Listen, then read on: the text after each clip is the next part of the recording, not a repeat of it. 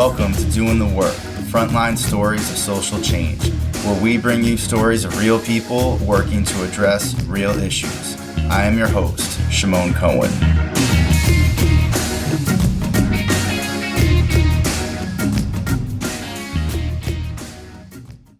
In this episode, I talk with Dr. Yoosun Park, who is an associate professor in the School of Social Policy and Practice at the University of Pennsylvania.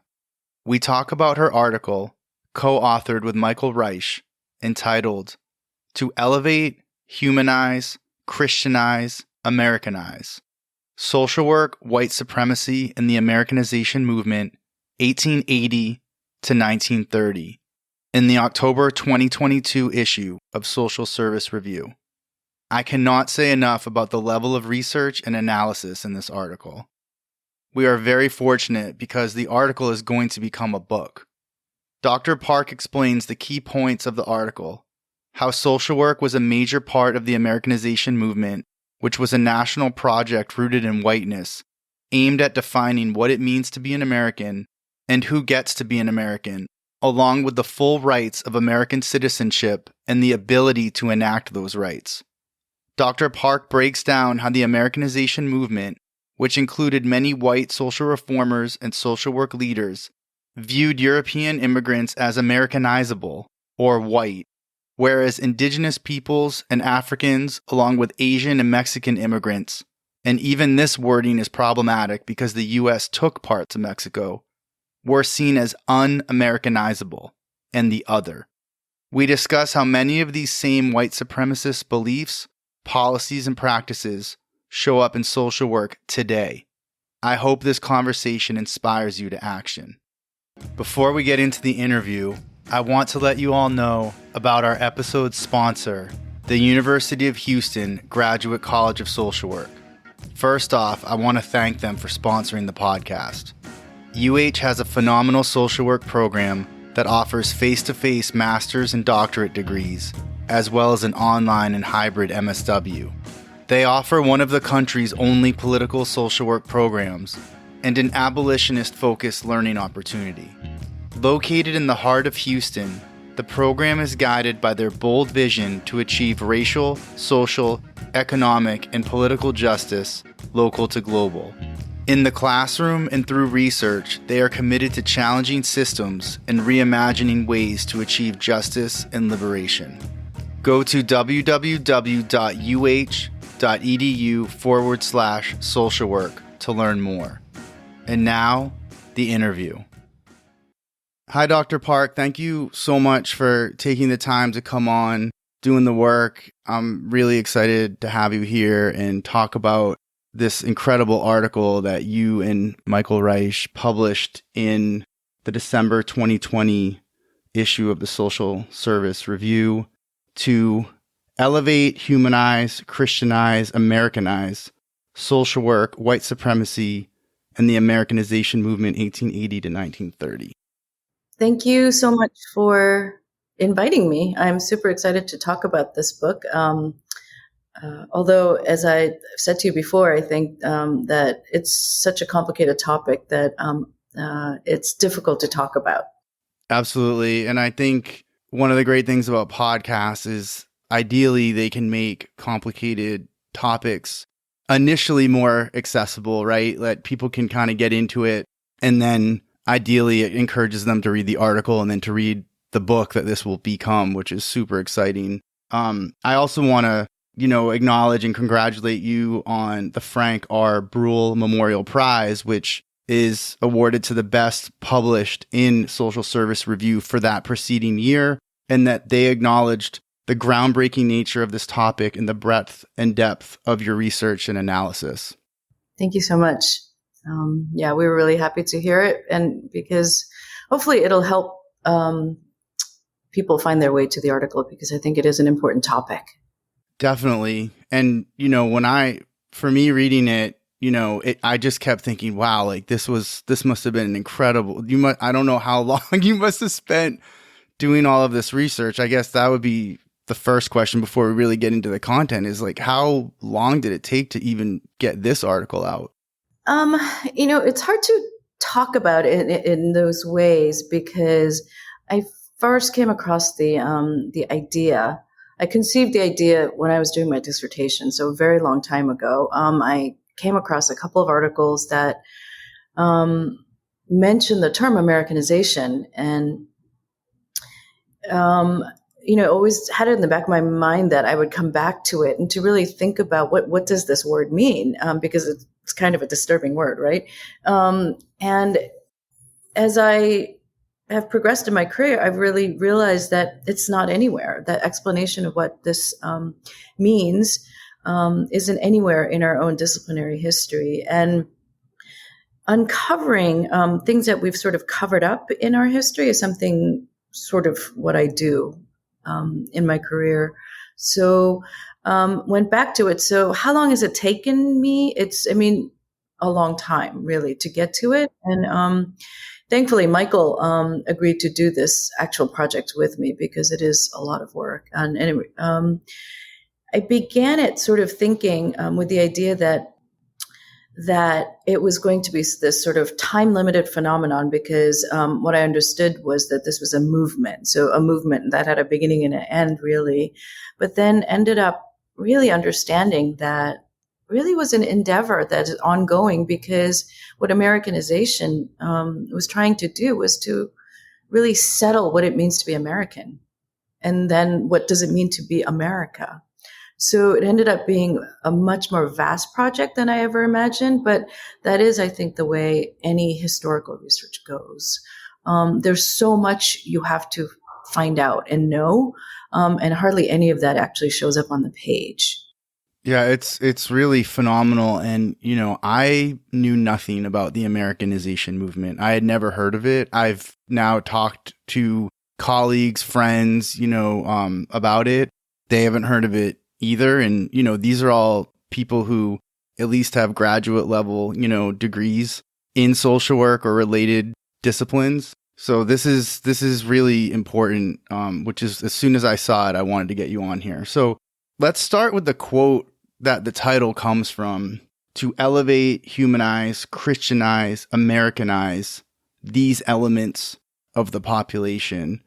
What was the Americanization movement, and what elements of the population was Reverend Frederick Howard Wines talking about in this quote?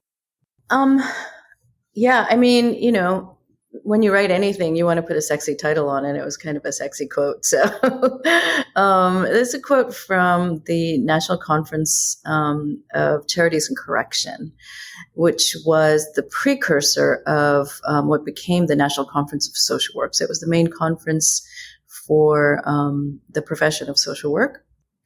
And, let me talk a little bit just about Frederick Wines, because he's such a good example of the kinds of people who were involved in social work at the time.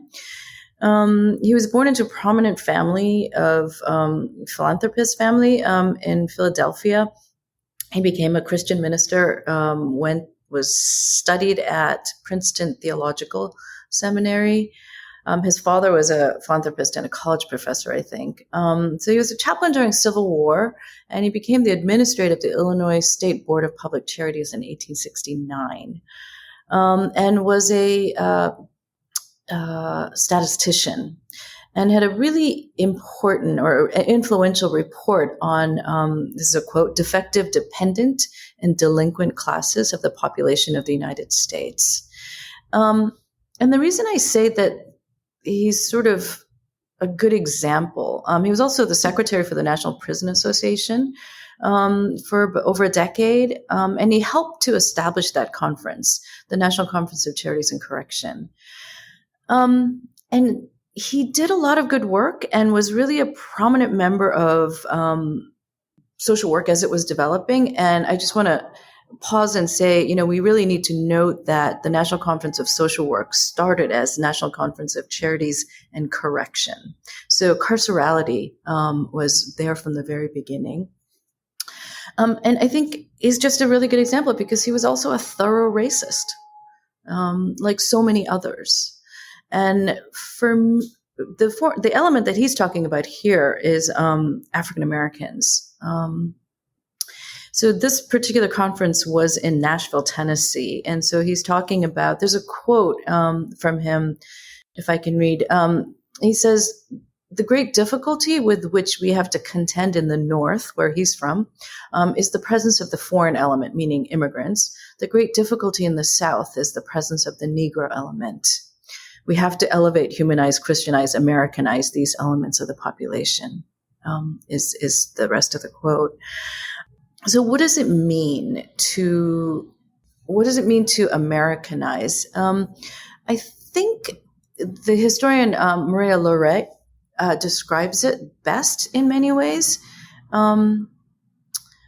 that it was a way of inculcating in everyone, immigrants and people who were born here, the rights and privileges and duties of American citizenship. But it was also, that's one way to say it, but it was a way to actually really define the other, and define, in my read, who the we are in America, in American. So it was a nation building project, in the sense that it was a project to really define what the nation is and where the nation was going, and who the citizens of that nation should be, should act like, look like, and so on and so forth. So Luray describes Americanization as a deliberate and wide-ranging project in social engineering, and the progressives were really famous for their love of social engineering.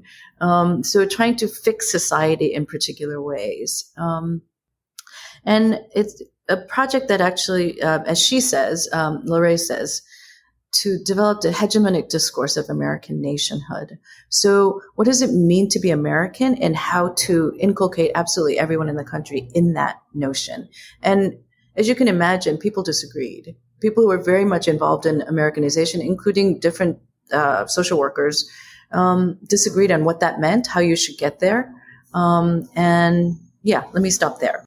I think what is really clear in the article and, his quote and the other things you're saying about him are just come across very clearly is like you said, the racism and also the classism that is inherent from the beginning in terms of defining who is an American and who isn't, right? So so one of the things that you write about is who gets to become American and who is excluded and deemed un-Americanizable.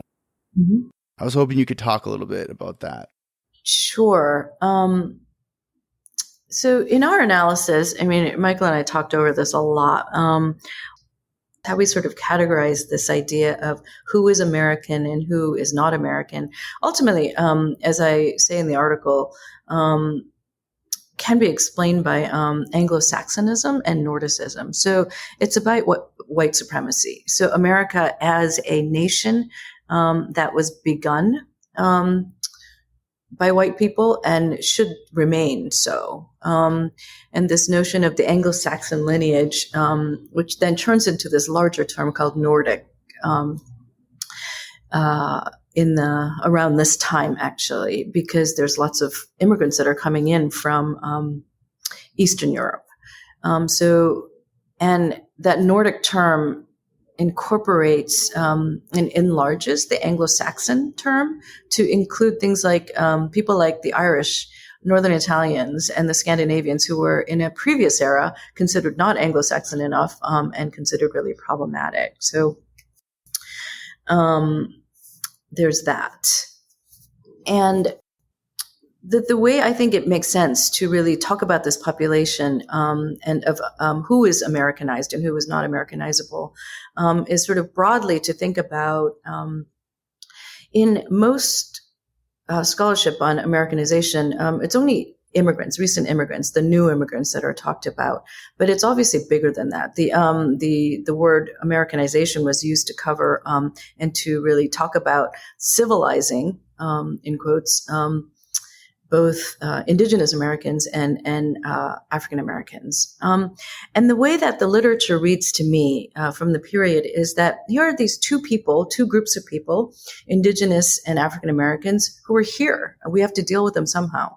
If we did it again, we probably wouldn't want them. And they obviously don't fit into this paradigm of the Anglo-Saxon or Nordic American, who really is the true American. But they're here and they're in large enough numbers that we have to deal with them. The Mexican who are coming in as laborers a lot, and let's not forget the whole war with Mexico and the fact that most of the Southwest we took as war booty at the end of the war with Mexico under the Treaty of Guadalupe Hidalgo. So to talk about Mexicans as immigrants is complicated, right? And there's also Mexicans, the notion we have to deal with the Mexicans as indigenous populations of those regions. But Mexicans, insofar as immigration goes at this period, are considered really dispensable. So, we can bring them in, we can use them, and we can throw them out if we want. And the Asians, beginning with the 1882 Chinese Exclusion Act, are considered people that we could easily exclude and should. And not to say that there weren't scattered Americanization efforts by organizations with either of these populations, but I think that's how it goes. White people are Americans, and then there's these problem populations that are here, so we have to do something with. And then there are these other two populations, Mexicans and Asians, mostly Chinese at this point, that we don't want and we can get rid of. So we don't really need to spend a whole lot of time either talking about them or trying to Americanize them. It's just mind-boggling, and this is where like rationality just has nothing to do with this stuff, because like the Americans chose to be here. Like they came here, like, right? Like they weren't here originally. So to say, well, we've got this problem with these indigenous people, we've got these problems with African, it's like, but you all enslaved those Africans, and you wouldn't even have an economy if it wasn't for that labor, that unpaid labor. So it's just, right? There's like this total, maybe it seems like a disconnect, but really it's not, because it's still just all about control and white supremacy. Yeah. I mean, I don't think it's, to get at this, to think about, what kinds of sciences and what kinds of logics and what kinds of illogics were really deployed to make sense of all this is so complicated. Mm-hmm. But you can see this, how it plays out in the present too, right? But, Wines and other people who were really prominent at the time sincerely believed, and they could be both. So Franklin Sanborn, for instance, he was one of the founders of NCCC, the National Conference of Charities and Correction, and really prominent person in the developing field of social work at this time. He was an abolitionist. He was one of the people who funded the raid on Harper's Ferry, right? John Brown. So he's one of the Secret Six. So, but at the same time, he was so profoundly racist, and had this really deeply held belief that he didn't have any trouble articulating that, as bad as slavery might have been, it also had an effect of really elevating African Americans and allowing them to civilize at a speed that they would not have been able to do if they had been left in Africa, because of their forced proximity to white people. So the conference materials and other writings at a time by people who were involved in social work were just replete with this kind of contradiction. And I think it's really something that we should think about now. Where are the contradictions, that we're not really seeing? And this idea that somehow somebody who does good work can't be racist, or a racist can't be doing the kinds of work that we would actually say, yeah, that's, we kind of like that kind of thing. So the complexity of political affiliations, but also the really embedded, deeply, deeply sedimented fact of institutionalized racism. and white supremacy that we don't see if we think about people and interventions and ideas in really these sort of dichotomous, stark ways, I think. Yeah, that section on Franklin Sanborn totally jumped out at me. It was like, wow, this guy helped fund John Brown and he's so racist. And one of the things that I think is so powerful about this article, and, you know, I'm sure the book will have even more of it, is that you went and you got the direct evidence. You got the direct quotes, right? This isn't a summary. This isn't like your own opinion of what happened. Of course, your analysis is there, but like these people said these things. These people did these things. And to bring it up to the present day, you know, some of this is still said, of course, within social work. We see it. But a lot of it is a lot more covert now in terms of just even the concept of cultural competence, right? And diversity and the othering that's involved and it's still centering whiteness, and then everything else is other, and there's something wrong with the other that we got to teach the white people how to, right? And so that thread, I just see it straight through as I'm reading this. Yes. Yeah. Thank you for saying that, because that's exactly where the project began, with the suspicion that, you know, we moved from Americanization and went to other language, like assimilation, acculturation, and I think the language now is really integration.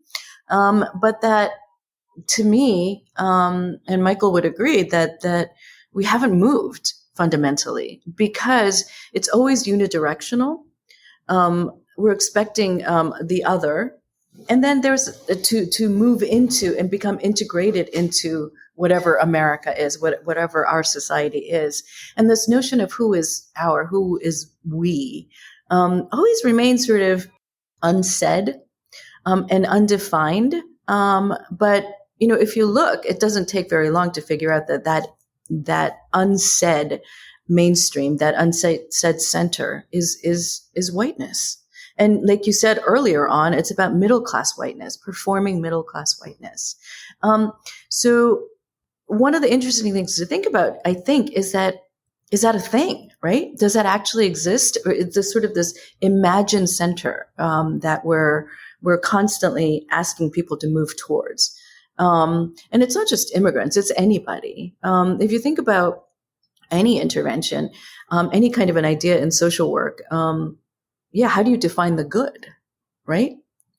And anytime you do any intervention, you're looking at anything, you're trying to get people to be better, healthier, less risky, less whatever. And I really would argue that thing that we're trying to move people into that we don't examine is whiteness.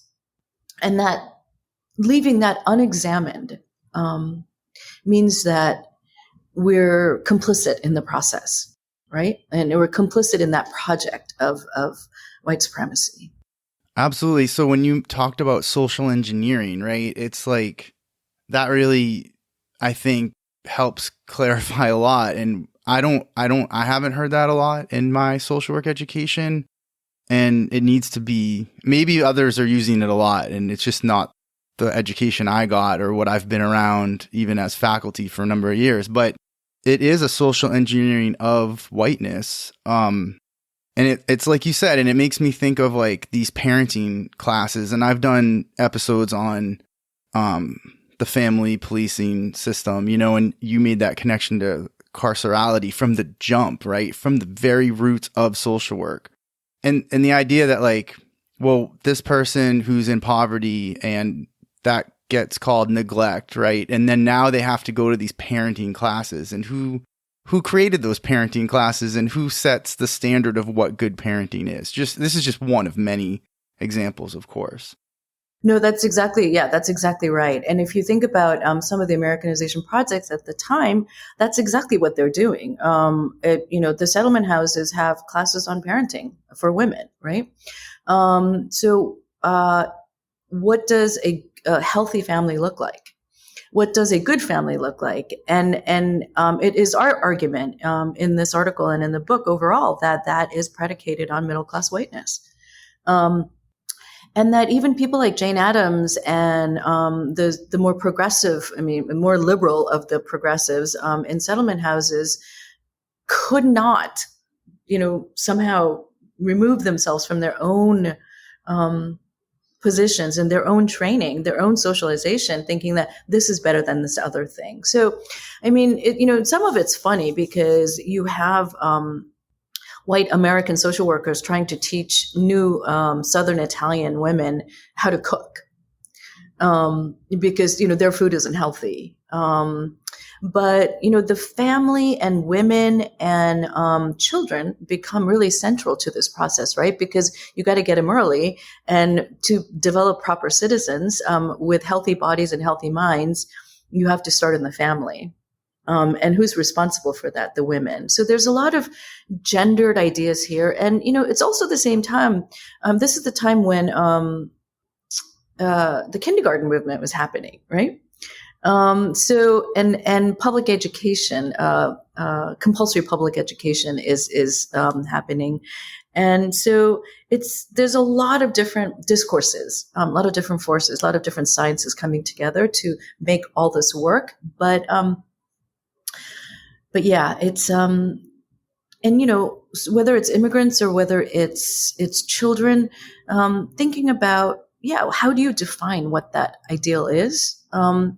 And to repeat myself, to not examine what that ideal, where are we going? Where is it that it's going? Means that we're really not examining the political ramifications, the structural, deeply embedded structures that force us to really operate in these ways. Absolutely. So you started to get into it a little bit, and I want to go more into how some of these Americanization programs actually operated. And I know they were different, right, for different groups of people, as Wine said, the different elements, as he said, of the population. Yeah. So, one thing to, to say is that it was a movement, and it was a movement that went on for a few decades, but it was a massive movement. There were Americanization programs started by and run by states, municipalities, cities. It involved public, voluntary, private sectors, the industry, as well as religious organizations. Everyone was involved in this thing. Something like 30 plus states enacted legislation to promote Americanization. Cities created and funded bureaus to study methods of Americanization and how to best deliver it. American industrial bodies got super involved. The Ford Motor Company was huge in it, American Steel and other industries. And, the compulsory English classes was one big thing. So there was a lot of education involved. So whether it was at nighttime or during the school day, English language classes and civics classes, and how to be a citizen, and how to practice democracy, what that means. I think something like more than 3,000 school boards are involved in this. And of course, settlement houses, and charity organization societies, and every aspect of social work was doing this. And I've argued before, and continue to do so in this paper, and Michael and I will in the book, that, in some ways, in every way, I think, every piece of work that we did as social workers was Americanization work, whether you call that or not, because every piece of work is geared towards developing a particular type of human being to function in a particular type of society.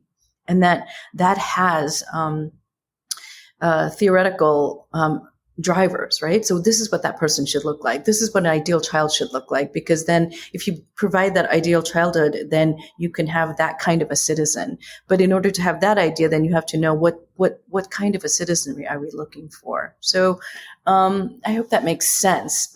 So yeah, mandatory schooling, all kinds of things. In some ways, maybe the the Ford Motor Company's project was a really good example because what they did was they held compulsory English classes on the factory floor.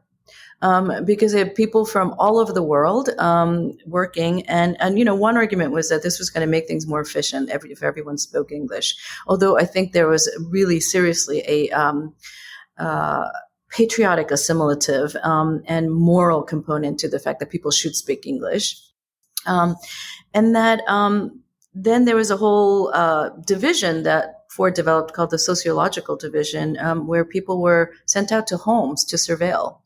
So somebody might show up at your house all of a sudden unannounced and ask you and to see, do you have a savings account? Are your kids in school? What kind of furniture do you have? Is there alcohol laying around?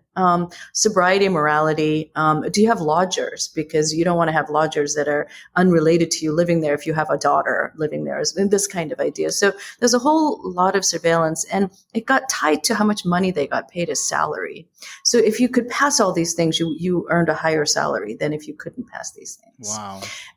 Yeah. So this sort of compulsory Americanization is called, it's sort of usually talked about as 100% Americanism on one end. And then, on the other end of the spectrum are people who really thought, no, we need to have a kinder, gentler Americanization program. This is not how you get people to love America and become American. We should let them, more of the kind of acculturative angle of pluralistic ideas that you get to have your food and particular types of cultural habits and practices, and that we need to invite you in rather than and then force this upon you. So there's a large spectrum of people and large spectrum of types of activities. And these are more for the immigrant groups that were deemed able to become white, more so, correct? Yeah, that's an interesting question. So I'm going to bring us back to the 1790 Naturalization Act.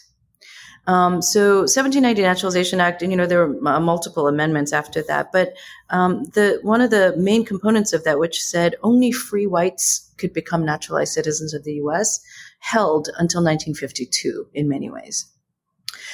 So could they, the Southern and Eastern European immigrants who were coming in large numbers at this time, compared to the Northern and Western Europeans from England and other places, were talked about as the new immigrants and the inferior immigrants. But they were always white because their naturalization was never held up by this 1790 Naturalization Act, which said only free whites could become U.S. citizens. And this component, this notion of what whiteness was really contested in the courts, in the Supreme Court, multiple times around this time. And where it really came down was that Asians were not white. Post-Civil War Naturalization Act for 1860 Naturalization Act that was post-Civil War stated that people of African and African descent could become naturalized. So that was not an issue. Not that you had very many African immigrants coming in at the time, but so even the Russian Jewry fleeing pogroms, the Sicilian who were really hated as oversexed and really problematic populations, people from Dalmatia, people from the Carpathian Mountain. I mean, all these Europeans that you think of from Eastern Europeans who were really vilified in many ways were still white. Mm-hmm. Did I go off on a tangent there? No, that was really good. And so based on my understanding from the article, right, is that these groups could receive these, did receive mm-hmm. these Americanization programs, right? Because it was like, we're going to do this to you and it will help you, right? That was always but then But then like Mexicans, Asians, indigenous people, black people, what happened with them was different. I see what you mean. Yes. I think, how we conceived Americanization, was very different. Yeah. And I mean, we don't have enough really time to go over the indigenous American, population. And because that was a series of, genocidal laws that, took, not only the land away, but it was systematically trying to undo the particular, ways of life. Because that was one of the ways in which Americanization, was thought about for that particular population, that we have to get them out of this notion of, communal property, let's say, or we need to actually inculcate this notion of individual ownership. And so that looked very different than how it functioned for, white European immigrants. And for the most part, Asians were simply blocked. 1882 to 1824, there was a series of, 1882 to 1924, there was a series of laws that are passed to really block them from coming in entirely. You didn't really have to do a whole lot of Americanization because they were considered, really un-Americanizable. The term race suicide was developed by, it was coined by Edward Ross, who's a sociologist, a really prominent sociologist who's considered the father of American sociology. He talked about a lot about how the Oriental, was going to, the Oriental workman was going to, be the cause of race suicide because the white man could not compete, because the Oriental workers were, able to and willing to live on so little because their lack of standards. So this was actually heading towards, so allowing them to come into the country was heading towards race suicide. Wow. African Americans, I mean, Americanization was talked about because, really, one of the big need for this, people like Sanborn talked about, a lot was that, wait, all of a sudden, the Civil War happens and these people who were enslaved, now have the franchise, they can vote. This is a big deal. So that's one thing. And then the other thing is that, huge numbers are moving up north, right, in the Great Northern Migration. So then there's a lot of writing about, okay, so they're coming from the South and they don't know how to do anything. How do we Americanize them into, society? For the white Europeans, one of the things I think that was really important to inculcate was their recognition and buy-in into this racial-cultural hierarchy, to learn that they were white and what that whiteness looked like and how they had to perform it in this country, and to then slot themselves into a hierarchy. Does that make sense? Because that wasn't really obvious in many ways, right? So part of that was to, really accept and then participate into the differential wage system, the segregation, and learning really to know that, I'm better than those other populations and thus I deserve more. And so how to quickly, inculcate them into this, white supremacist, ideology, I think was part of their training in Americanization. Yeah, it makes perfect sense to me. I mean, there's a reason, like in my own family, that, we don't speak Yiddish anymore. And I see it as directly connected to assimilation and being able to, right? So someone has to be able to assimilate, which is the whiteness part of it. And then what is given up culturally, ethnically, right, to do so, and what it then means, is something I think about often.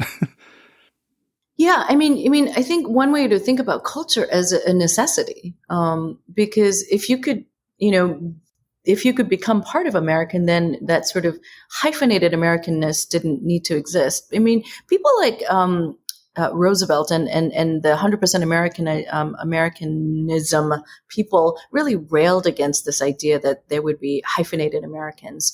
You had to give all that up in order to be considered American. So that was something that was argued publicly and taught publicly. So yeah, to give up this notion of language, whatever language you came from, and notions of how to dress, how to talk, where to live, what kind of furniture to buy, like I was saying, were things that, social workers were actually teaching. There's a poster that I found, in doing this research, and it's a Ku Klux Klan recruitment poster from the 1920s, and it was from Baltimore. And you obviously, this is a podcast and you can't see it, but let me just read you. Membership in the Ku Klux Klan is systematically against and regularly opposed to any and everything contrary to pure Americanism. It works within the law legally and morally and welcomes honest criticism. It is an active Protestant organization with strong backing, insisting upon the unhampered maintenance of all American institutions, and continues to advance and will go ahead notwithstanding all opposition from any quarters whatsoever because of its determination for right and its belief in pure Americanism.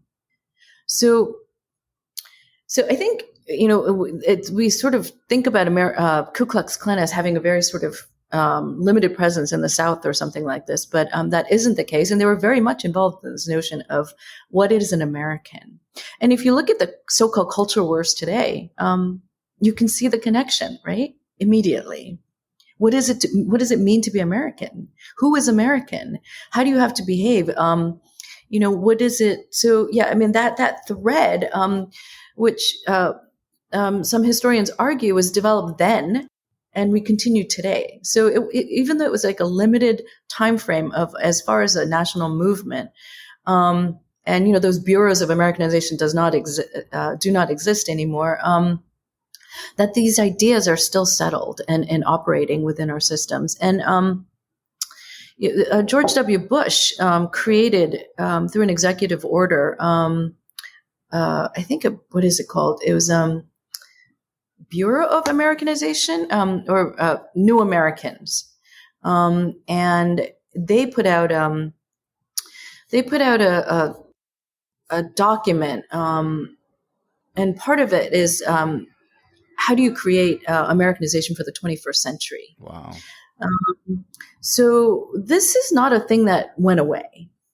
We just don't talk about it in the particular ways that they did. Which you said, now it's far more subtle, and it's sort of sub rosa, but the ideas are, I think, still very much present.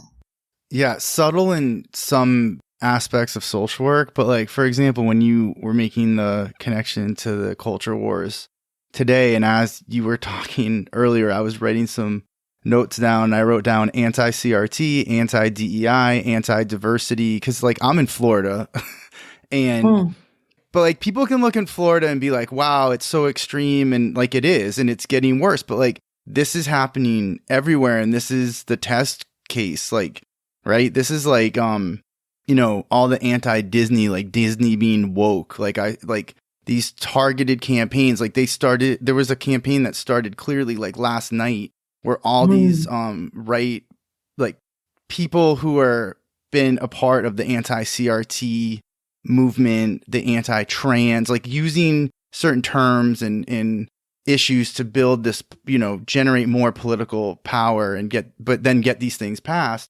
All these posts started going up on social media about this clip from a Disney series where they're talking about the history that this country was built on slavery.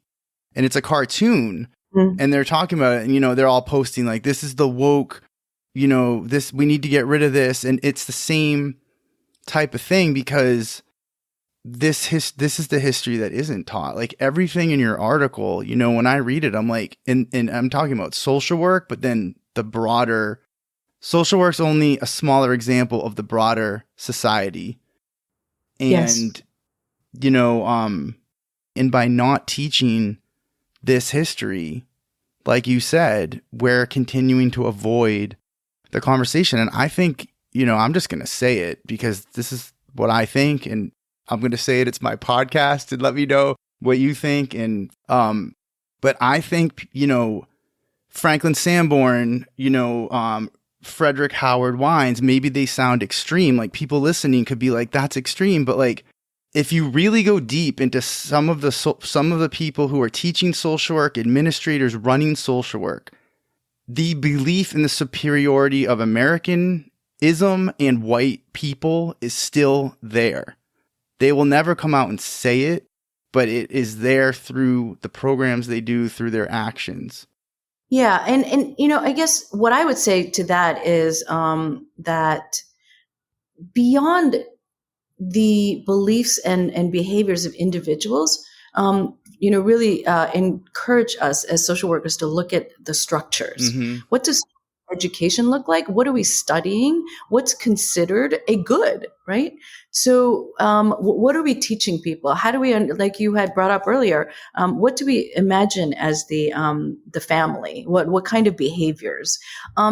And without looking at those fundamental structures, I think we miss a big deal here. And, just to say, I actually started looking into, because of this project, the eugenics ties to social work are really just unbelievable. And so in this project, I keep unearthing all these individuals who are some of the founders of social work in many ways, who were part of the eugenics movement. That I've never seen anywhere, right? And so, a couple of things come up for me, which is, how do we not know this? And it's because we don't study any of this. But, I brought up the 1790 Naturalization Act before. How many American students actually learn about that? Mm-hmm. That we actually had a legislation that said only, our nation, the citizenry of our nation could only be white, right? Right. That's not white privilege in like a amorphous way that you have some psychological privilege. No, that means you cannot come into the country. And there are all kinds of attendant laws that you couldn't own land. You couldn't even rent land for more than a period of time, let's say. So these are concrete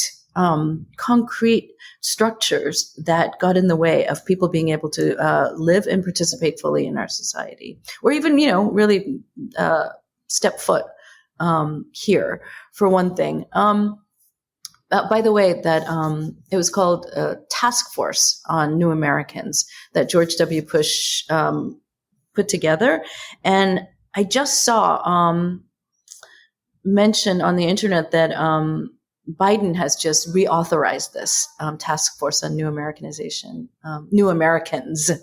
So I'm not sure what the content of that will be, but you can imagine that it has a lot to do with unity and what civic duty and how you perform democracy. And so these are politicized terms. And back to you talking about Florida, one of the example that I give, which really spoke to me in this article, was the story of Enid, Oklahoma. It was a New York Times article which was talking about this small town, place in at the edge of the prairie lands, and in Oklahoma. And it spoke to me especially because Oklahoma was the last of the. It was called Indian Territory, the very last part of that, which was then, of course, taken away in order to make this the state of Oklahoma.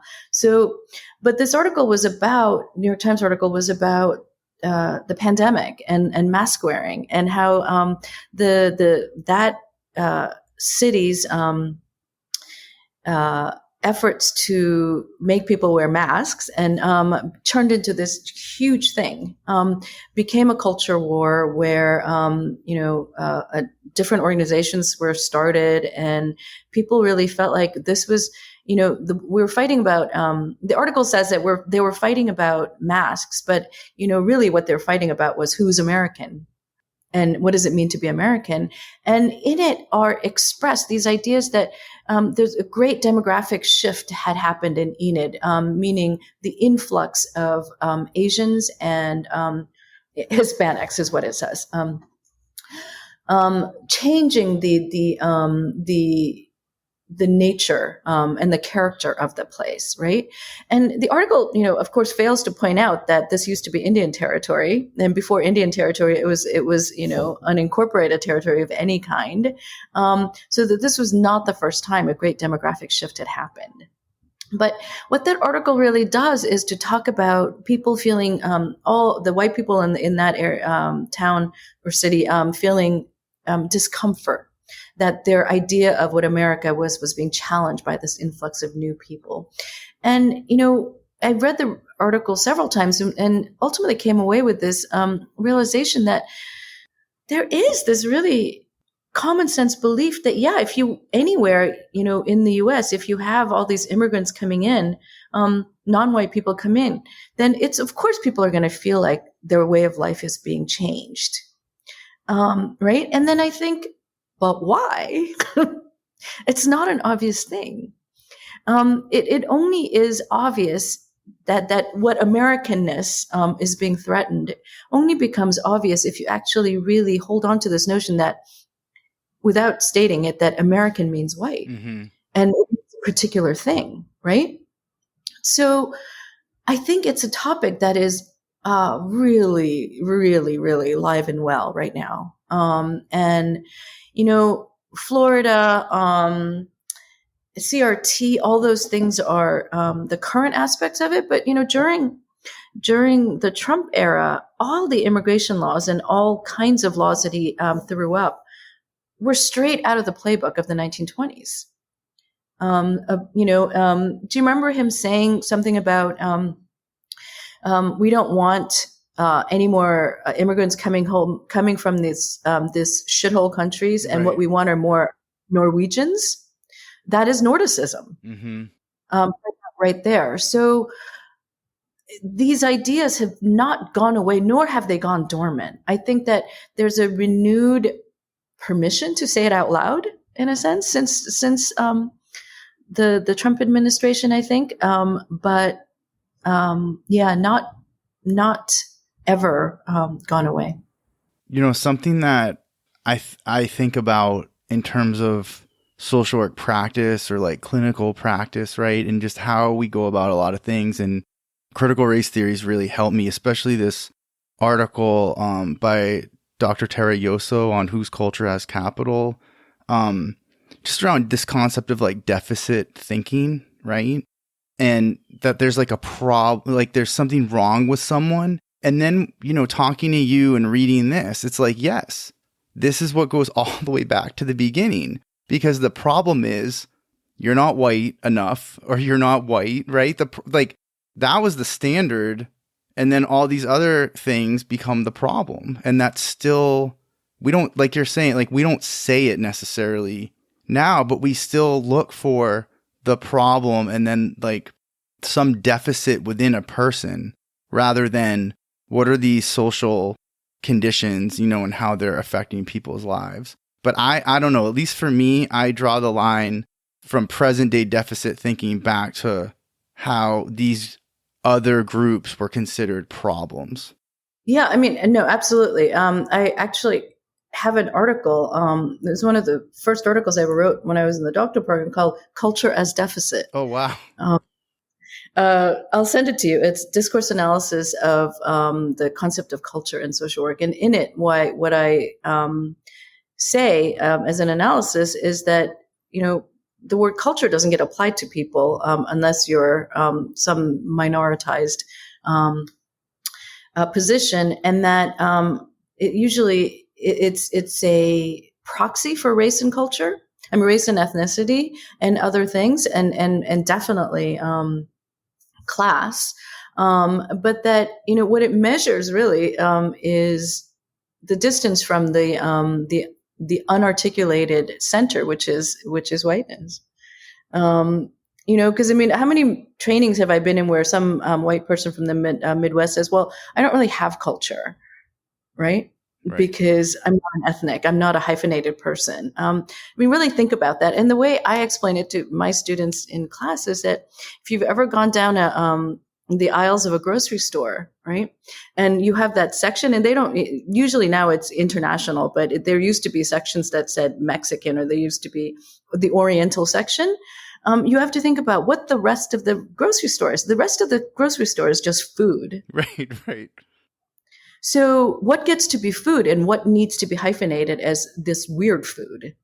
Right. So, I mean, that is really, it's really a simple explanation of how we understand that otherness in this society, and around culture. But culture, I think, as I say, is really often a proxy, for those raced and, classed positions. So, yeah, I'll stop there. But, what else, what have we not talked about now? We've covered a lot.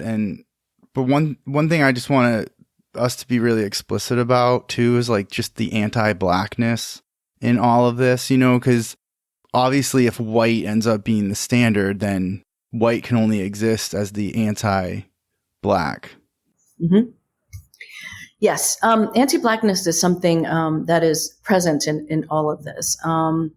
African Americans, as sort of the conceptual nadir of race thinking.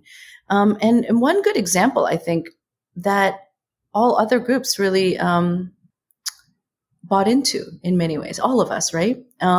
Because, and a good example of this to me is that the Supreme Court cases and court cases that were happening around the turn of the century into the 20s around especially Asians trying to become, but it wasn't just Asians, actually. It was, the Syrians and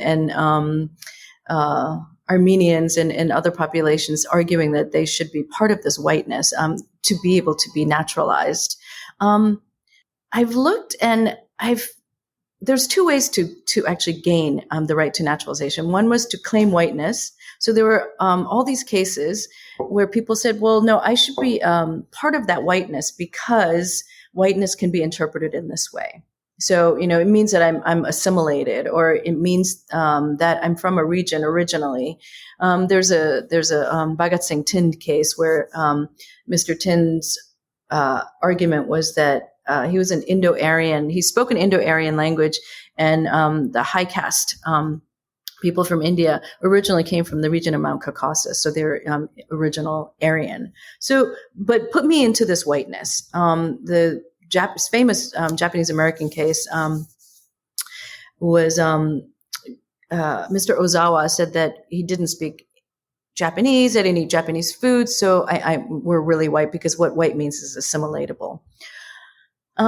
Both were denied. But the really interesting thing to me is that they didn't argue for the absolute ludicrousness of the set of policies that said whiteness was a reasonable measure, right? So, and then, but that's understandable. They needed citizenship was in a matter of life and death for many people. So it was an exigency. So you argue for it however you can. But the interesting thing is that there was another way to become naturalized, which was to argue for blackness. Because remember the 1860 law that said Africans and African people of African descent could become naturalized as well. Nobody went there. Because that didn't actually bring you to a citizenship that was either desirable or worth anything. Wow. Does that make sense? Yeah. So anti-blackness is at the heart of so much of this, and also, I think the efforts to completely destroy the ontological, the epistemological framework of Indigenous American life was something that we don't really talk about much in social work.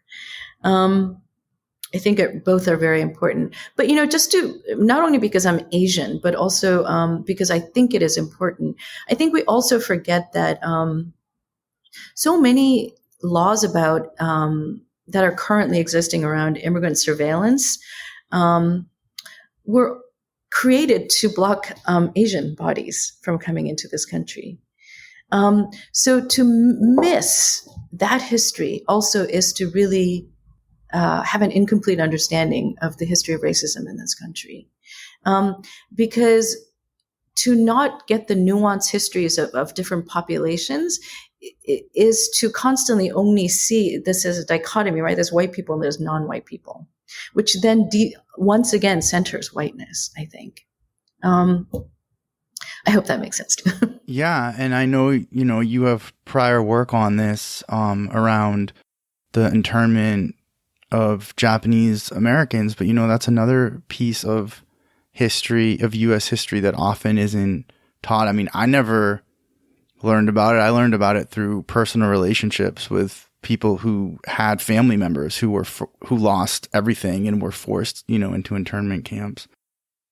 So that history also was something I discovered when I was doing my dissertation, and I couldn't believe it. Because it was in no history book. It's beginning to appear in social work histories now, since I wrote about it, but it wasn't anywhere. And I remember going to my professors and asking, do you know about this? How come we don't know about this? And it's not in any book that I'm looking up, because nobody had written about it post 1946 in social work. And the only person who knew about it was my mentor, Tony Ishisaka, who had been born in a camp. Nobody else on my faculty had actually ever heard that this had existed. So it's interesting to think about what kinds of histories get erased. Absolutely. And as you've shown in your prior work and in this work, social work's been a part of all of this. Like, not just not telling the history, but being involved in this oppression that's been done and is continuing to be done. Yeah, we need to take a lot more responsibility, I think. I think we tend to hide behind this, we don't have any power, which is, I think, kind of a disingenuous argument. But also, I think the history of social work is understudied, I have to say, in that I think we don't realize how central the development of social work was to not just social work, but for any social sciences, and any of the different movements and different endeavors that happened in the progressive era. I mean, I was joking about it to somebody the other day, but there's hardly anybody who had any liberal cred in the progressive era who didn't at some point live in a settlement house. I think we've undercut that history in multiple ways, by insisting that we were somehow kinder and gentler and purer than other people and nicer, and by not understanding our own influence in the history of this country, especially in the social sciences. So I think there's so much to be studied in this. Yeah, I've done some episodes on the history of the National Association of Black Social Workers with I was honored to interview one of the founders. That was just phenomenal in the National Archivist as well. And that was just so educational. And also an episode about the whitewashing of social work history. And it was very much focused on Black social workers, and for me, and I'm still kind of trying to work through this in my own mind, and especially now reading your piece, is there one social work, or are there many different kinds of social work that are all happening, simultaneously and kind of in tension with each other, or something has become called social work, or in the past, for example, the Black Panther Party, the Young Lords, right? These groups that believed in community self-determination and had all these social programs. People don't talk about them as social workers, and I don't know if they would call themselves that way either. But there is a historical tradition in that then led into present day social work, and also for the NABSW and that tradition as well. So I'm still trying to kind of figure that out, I guess, for myself. What it means, because people will say social work, but what they're talking about often is white social work? Yeah, I think so. I mean, I'm right with you in trying to figure all this out. I think I started this whole conversation by saying how complicated it is. And what I find is that the more I study it and more I'm researching something, the more I realize that I don't know. Mm-hmm. So, I have to go and study a whole nother pile of things. But I think there's hopefully some new scholars coming along with different, like that article on the whitewashing, right? There are young scholars who are coming up with different takes on things. I have a student, a doctoral student, who's working on challenging this notion that social work excluded minority populations because enacting racist policies and interventions was actually, I'm going to explain it badly, but was creating, was determining the lives, right, and structures of people of color, especially. Does that make sense? Yeah, absolutely. Slightly different angle, right? To look at the presence of racism and white supremacy in social work, rather than looking at absences, but how the presences that we don't acknowledge. 100%. I just want to say that, so the two authors, the two scholars of that article on Stop Whitewashing Social Work History Tell the Truth, Kalichi Wright and Courtney Carr. And I did an interview with them, and that article was in Advances, and that's just a phenomenal. That was like an incredible double issue. That there's just so many great articles that are talking about a lot of this. But I've never seen anything about the Americanization movement, period, and then with social work. And I just think this groundbreaking work that you've done is phenomenal. When is the book? Is there a timeline? That is a question that authors hate. Yeah, it's actually supposed to be due sometime this summer. So hopefully that'll get done. I think Michael is going to pull his hair out when I say that. I keep finding new materials. I keep going down these different paths. So yeah, it's interesting to see all these things that I don't know about. So writing history is kind of like, you see the tip of the iceberg, but you have to know what's underneath it in order to actually make sense of anything. So if you see this happened, right? How do you interpret that event? You have to know what else was going on during that time. So it ends up becoming this massive task of searching and doing more research to see what happened. And then, that may or may not end up on the page. So all that to say, hopefully this year.